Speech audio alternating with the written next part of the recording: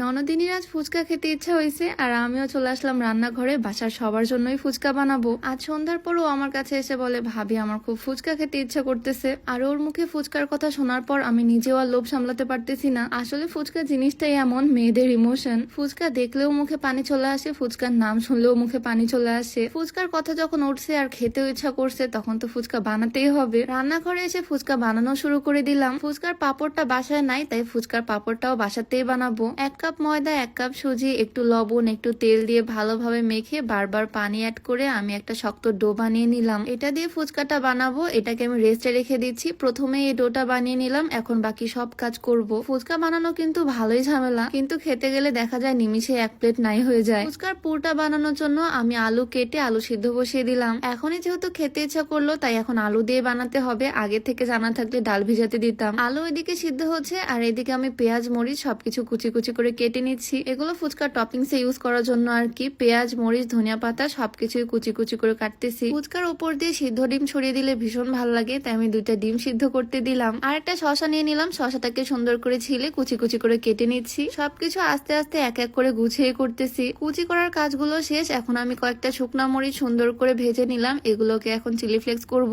মানে একটু ব্লেন্ড করে নিব। শুকনা মরিচের ফ্লেভারটা আমার কাছে দারুণ লাগে। ভাজা শুকনা মরিচ আর লবণ ব্লেন্ড করে একদম পারফেক্ট একটা চিলি ফ্লেক্স হয়েছে। এখানে সব কাজ শেষ। এখন আমি টকটাও বানিয়ে নিচ্ছি। পুরা ফ্রিজ খুঁজে আমি এইটুকুই তেঁতুল পেলাম, কি আর করার, এটা দিয়ে করতে হবে। একটু লেবুও চেপে নিচ্ছি, অল্প একটু লবণ দিলাম, 1 চামচ চিনি, একটু এটার মধ্যে দিচ্ছি কাঁচামরিচ, একটু চিলি ফ্লেক্স। সবকিছু মিক্স করলেই টকটা রেডি। এটা দেখে তো মুখে পানি চলে আসতেছে একদম। এখানে আমি সবকিছু রেডি করে ফেলছি আর আলুগুলো সিদ্ধ হয়ে গেছে। আলুগুলোকে এখন ভর্তা করে নিব। অনেক গরম তাই একটা গ্লাস দিয়ে করতেছি, একটু আধা ভাঙা করে নিছি। ফুচকার সাথে আলুর কম্বিনেশনটা কিন্তু বেশ ভালো যায়। আমি একটু শুকনা মরিচ, একটু কাঁচা মরিচ, লবণ, একটু ধনিয়া পাতা, পেঁয়াজ সবকিছু দিয়ে ভালোভাবে মেখে নিচ্ছি। এই ফুচকার পরে আমি তেল ইউজ করি না। নর্মাল আলু ভর্তাতে তো আমরা অনেক বেশি তেল দিই, বাট এখানে একদম তেল ছাড়া শুকনা মাখিয়ে নিলাম। যাক, ফাইনালি আমার সবকিছু রেডি। পুর টক টপিংস সবকিছুই রেডি। এখন জাস্ট এই ফুচকা গুলো বানাবো। অনেকক্ষণ এটা ঢাকা দিয়ে রেস্টে দিয়েছিলাম। এখন আবারও একটু ভালো করে হাত দিয়ে মধ্যে নিচ্ছি। অনেকটাই শক্ত হয়েছে, এটা একটু কষ্ট করে বেলে নিচ্ছি। বাজারে কেনা ফুচকা গুলো থাকলে শুধু ভেজে নিলেই হয়ে যেত, বাট এখন আমি ফুচকা নিজ হাতে বানাচ্ছি। এই ফুচকার টেস্ট যদিও অন্যরকম হয়, মানে অনেক ক্রিস্পি আর মজা হয় খেতে। আমি রুটিটাকে অর্ধেক করে তারপর আবারও বেলে নিলাম আর এখন কেটে নিচ্ছি। প্রথমে সসের ক্যাপ দিয়ে ট্রাই করতেছিলাম, বাট ওটা হয়নি। পরে একটা কৌটার মুখ নিলাম। এইটার শেপটা খুবই পারফেক্ট আসছে। এইভাবে আমি গোল গোল করে কেটে নিচ্ছি। আর তারপর একটা কড়াইয়ে অনেকগুলো তেল দিলাম একদম গরম করতে।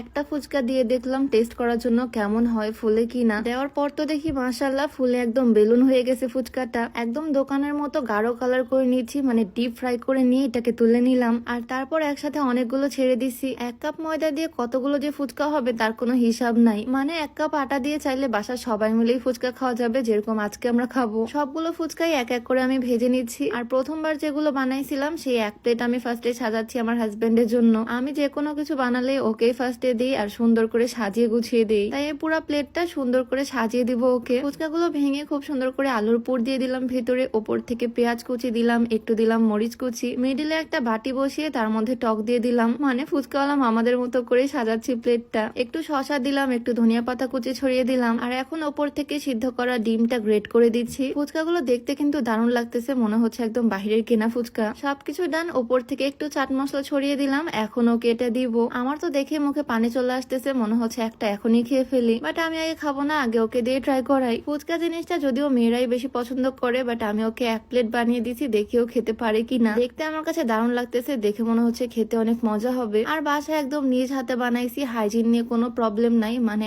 একদম হেলদি ওয়েতে বানাইছি। খাওয়ার পর ওর রিয়াকশন দেখে তো আমার পুরো মুখে পানি চলে আসছে। যদিও ফুচকা জিনিসটাও খুব একটা পছন্দ করে না, তারপরও বেশ মজা করেই খাচ্ছে। এই 1 প্লেট পুরোটাই ওর জন্য, ও খেতে থাক। আর এদিকে বাকিগুলো দিয়ে আমরা এখন পার্টি করব, আমি আর আমার ননদিনী। তো আজকে ফুচকা বানাতে বানাতে তোমাদের সাথে একটু শেয়ার করলাম। ভিডিওটা কেমন লাগলো অবশ্যই জানিও। দেখা হয়ে যাবে নতুন কোনো ভিডিওতে। সবাইকে আল্লাহ হাফেজ।